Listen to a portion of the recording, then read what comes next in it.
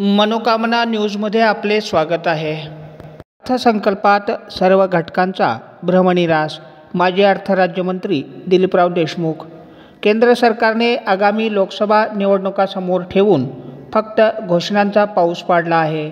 मागच्या अर्थसंकल्पात शेतकरी कल्याण मंत्रालयाला 1.25 लाख कोटी रुपये देण्याची घोषणा केली, मात्र उद्दिष्टपूर्तीबाबत मौन बाळगले। घोषणा करणारे हे केंद्र सरकार आहे। मागच्या घोषणांचा विसर तर पुढच्या घोषणांचा पाऊस पडत आहे। सर्वसामान्य लोकांना कुठलाही दिलासा दिला नाही। शेतकऱ्यांच्या मालाला किंमत नाही। गॅस, पेट्रोल, डिझेल दर गगनाला भिडले आहेत।